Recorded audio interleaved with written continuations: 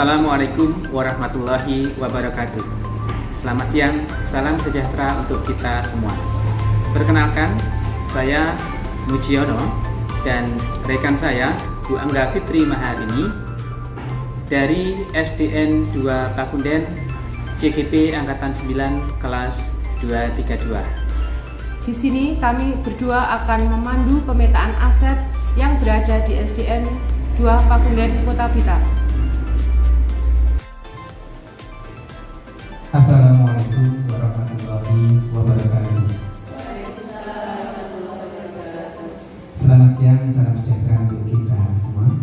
Yang terhormat Kepala Sekolah SD Negeri 2 Pakunden Bapak Skaryanto, yang saya hormati Bapak Ketua Komite Bapak Suwarno beserta anggota, yang saya hormati Bapak Ibu Dewan Guru serta segenap hadirin undangan yang berbahagia.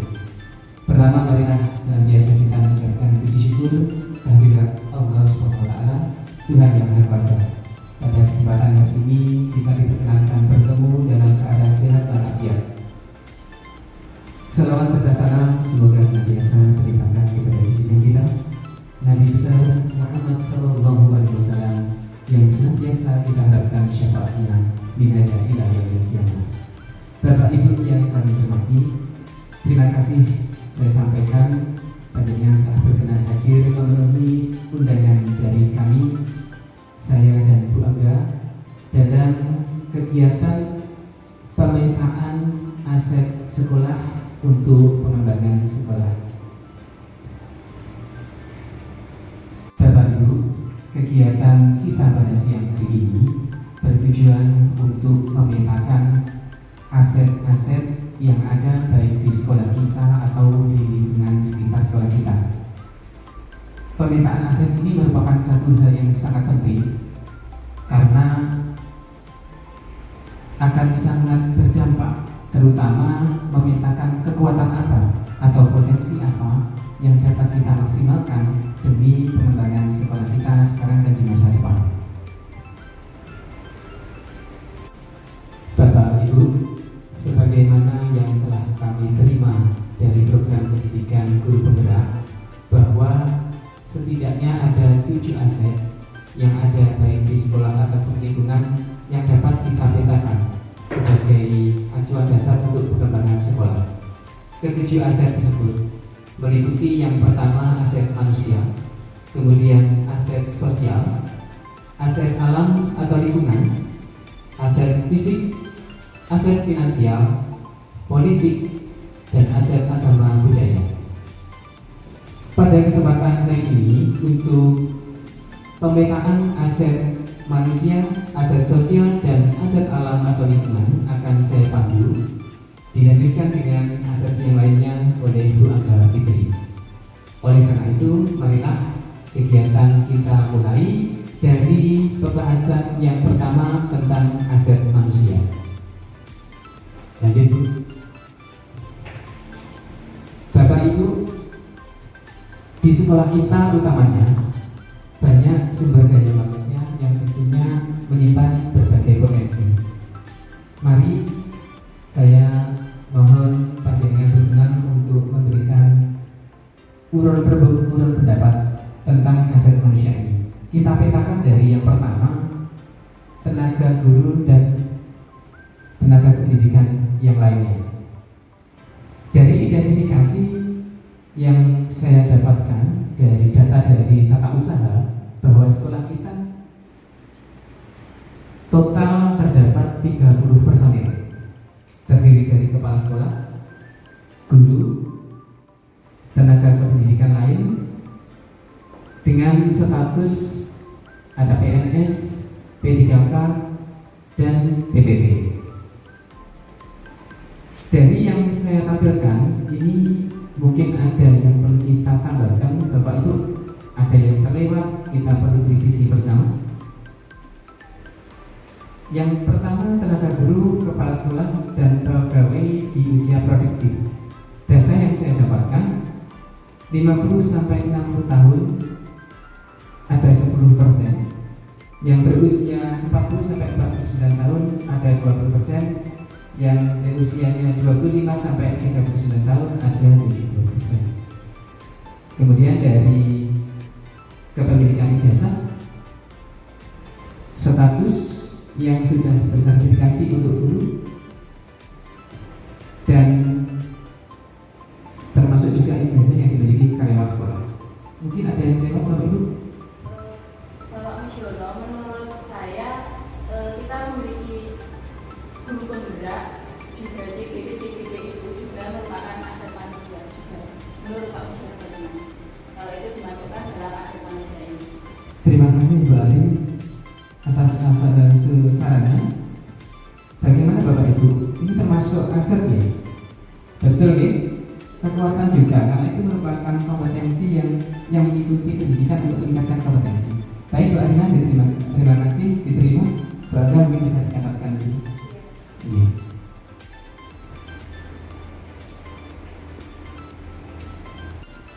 Bapak Ibu, untuk aset kedua yang kita perlu petakan yakni aset sosial. Aset sosial ini kita akan mendata aset sosial apa yang ada baik di sekolah ataupun di komunitas, termasuk juga nanti di masyarakat ya, yang mampu, yang kira-kira bisa mendukung program-program sekolah kita, pengembangan sekolah kita. Yang pertama, untuk komunitas kita memiliki KKG Gugus 9, kemudian KKG SD tingkat Kota Blitar, ada K3S, kemudian ada juga paguyuban dan orang tua siswa. Mungkin ada yang belum tercantum dari yang kita identifikasi ini, Bapak Ibu. Bu Siti? Terima kasih atas waktunya Pak Muciono. Kalau saya usulkan itu, kita kan biasa bekerjasama dengan pihak puskesmas, ya, kayak di dunia kesehatan dalam mungkin pada waktu imunisasi, terus pada BKS, kita juga mengadakan kerjasama. Apakah bisa ditambahkan sebagai aset sosial? Puskesmas berarti di luar dinas pendidikan ataupun di luar sekolah. Sekiranya itu bagaimana Ibu? Dari Bu Siti menyatakan bahwa puskesmas. Kalau saya sekiranya sependapat, mungkin dari Bapak komite atau dari Bapak Ibu guru yang lain. Mungkin bisa ditambahkan Pak, puskesmas karena terkait kegiatan siswa, olahraga maupun terkait kegiatan dan sekolah, yang untuk kegiatan kesehatan sekolah itu yang memudahkan, mungkin langkah tepatnya akan ditambahkan dari pihak puskesmas. Terima kasih Pak Warno atas sarannya. Diterima tuh Bapak Ibu? Oke, terima kasih. Tambah juga bisa itu yang dimasukkan bersama dengan damkar, mengingat potensi untuk apa itu mengatasi apabila ada dampak misalnya gunung turun meletus atau apa itu, sehingga itu nanti anak-anak juga bisa menyiasati bagaimana untuk menghindari bencana yang dapat terjadi. Mungkin itu juga bisa dimasukkan dalam aset sosial. Terima kasih Bapak Segar atas masukannya. Ini kiranya baik sekali ya. Memang kita memerlukan kerjasama dengan damkar, mengingat wilayah kita adalah area yang rawan bencana. Bu Angga mungkin bisa dibantu untuk mencatatkan.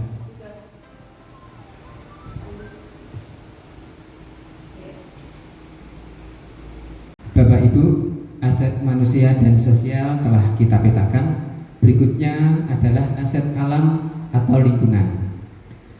Terkait dengan aset ketiga ini, identifikasi yang telah kita lakukan data awal. Pertama, di lingkungan sekolah kita telah tersebar banyak biopori. Kemudian tanaman hias di sekitar sekolah membuat kondisi sekolah kita tidak terlalu panas. Aset yang ketiga, letak sekolah kita cukup strategis di tepi jalan besar dan dekat dengan pom bensin. Dari aset yang telah tadi saya sampaikan, kita awal data, mungkin ada yang perlu ditambahkan atau terlewat untuk kita masukkan, Bapak Ibu? Bu Ana? Terima kasih Pak Muciono atas waktunya.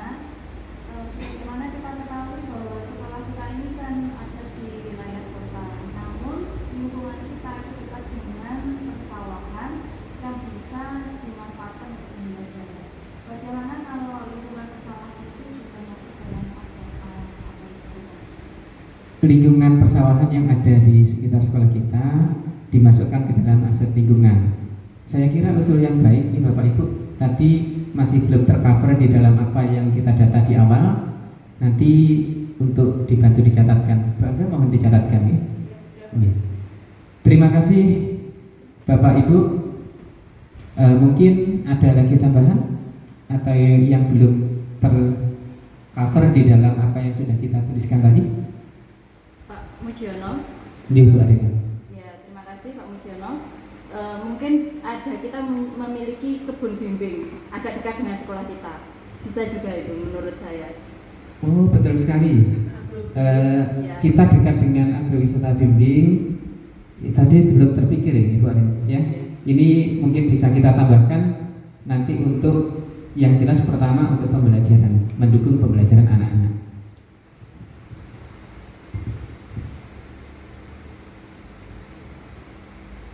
Ketiga aset mulai dari aset manusia, aset sosial, terakhir aset alam dan lingkungan telah selesai kita petakan Bapak Ibu. Untuk selanjutnya masih ada 4 aset yang lain yang nanti akan dipandu pemetaannya oleh Bu Angga Fitri Maharini. Dari saya, waktu dan tempat ini sepenuhnya saya serahkan kepada Bu Angga untuk memandu kegiatan. Terima kasih Pak Mujiono atas kesempatan yang diberikan kepada saya. Assalamualaikum warahmatullahi wabarakatuh. Dalam kesempatan ini saya akan memetakan untuk aset fisik di lingkungan SDN 2 Pakunden, yaitu bangunan sekolah dan ruang kelas yang layak dan memadai. Yang kedua, lapangan yang luas yang dapat digunakan untuk kegiatan upacara ataupun olahraga. Yang ketiga, sarana prasarana yang menunjang proses belajar mengajar. Yang keempat, sinyal internet dan HP yang cukup memadai di SDN 2 Pakunden. Yang kelima, ruang perpustakaan dan buku-buku yang memadai untuk menunjang pembelajaran. Yang keenam, seperangkat alat musik gamelan yang memadai dan disimpan di suatu ruangan khusus untuk gamelan.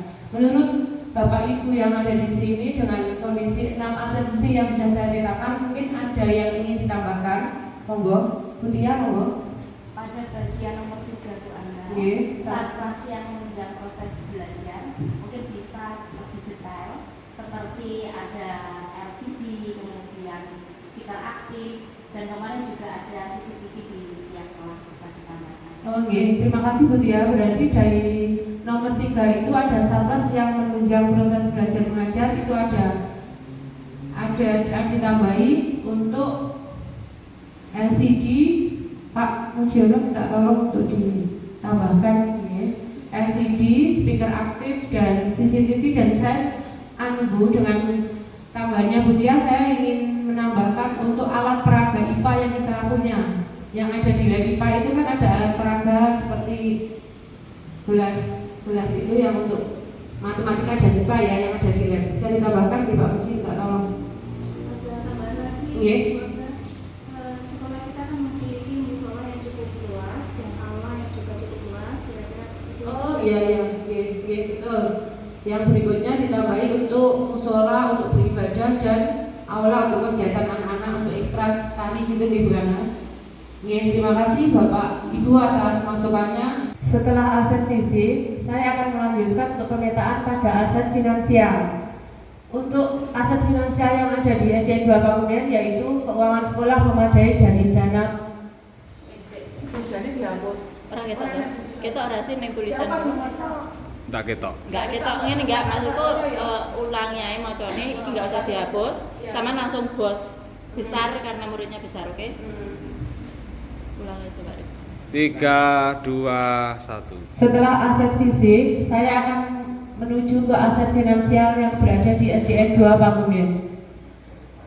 Pada aset finansial yang pertama yaitu keuangan sekolah memadai dari dana BOS. Berhubung sekolah kita ada banyak murid, jadi BOS-nya relatif besar untuk menunjang pembelajaran siswa. Yang kedua, partisipasi dari kas paguyuban yang orang tua siswa. Kas paguyuban ini dipakai untuk spot jika ada kegiatan sekolah atau keperluan kelas. Besarnya dana kas berbeda-beda, tiap kelas sesuai dengan kesepakatan paguyuban. Pada aset finansial berikutnya, yang ketiga yaitu spot dana dari retribusi kantin sekolah. Laba yang diperoleh kantin sebagian juga digunakan untuk kegiatan sekolah.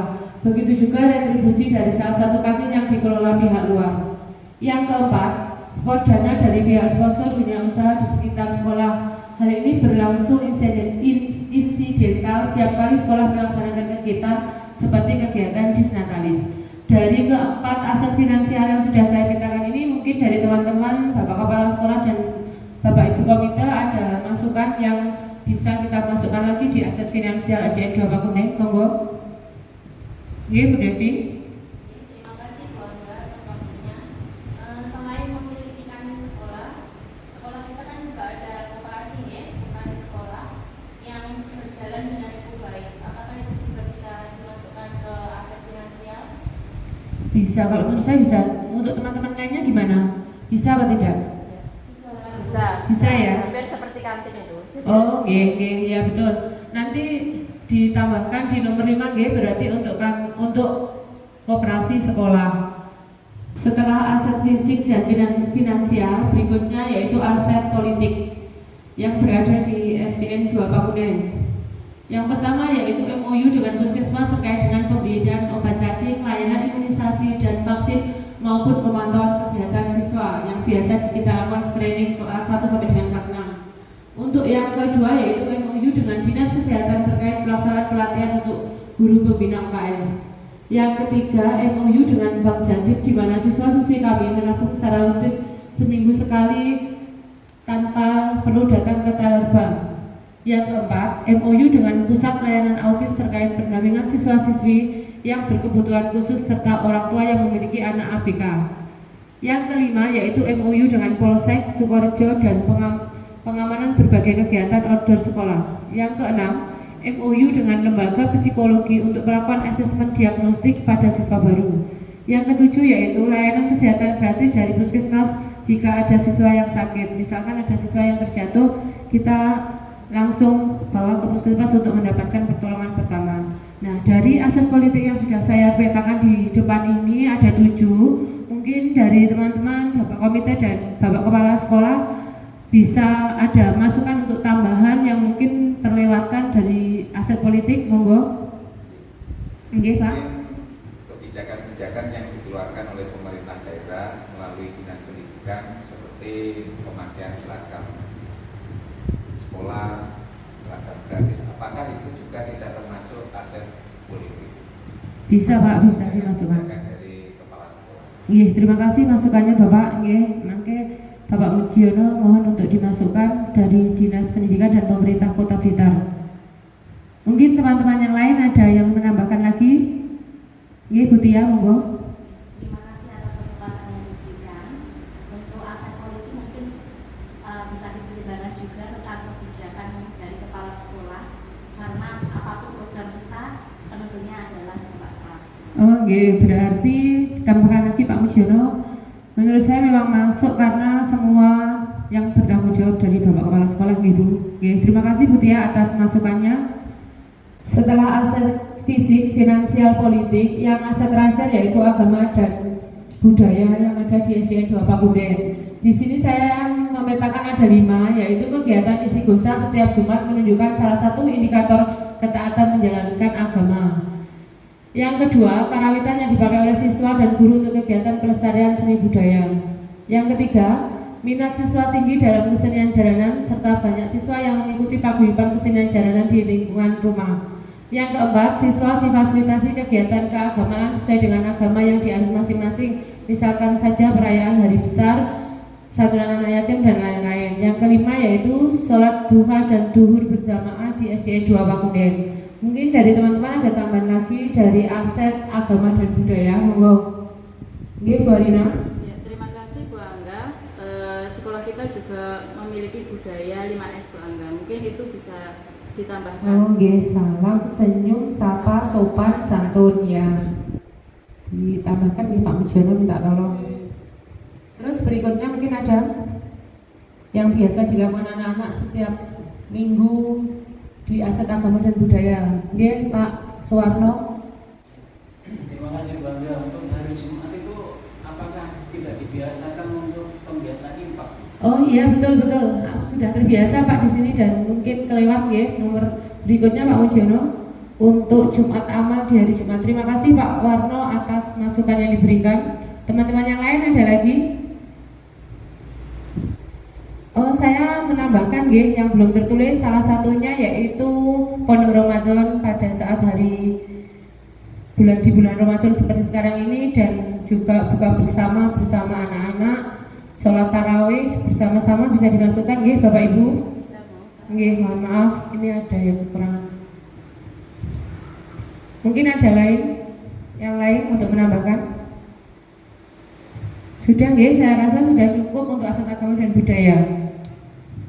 Demikian Bapak Ibu pemetaan aset di SDN 2 Pamudan alhamdulillah sudah berjalan dengan lancar, dan kita sudah menemukan aset-aset apa yang berada di SDN 2 Pamudan dengan bantuan dari Bapak Kepala Sekolah, Bapak Ibu Komite, dan semua dewan guru yang ada di SDN Pamudan 2. Saya mengucapkan banyak terima kasih atas bantuannya yang diberikan untuk pemetaan aset di siang hari ini, dan jika saya dan Pak Mujono ada salah tutur kata pada saat penyampaian,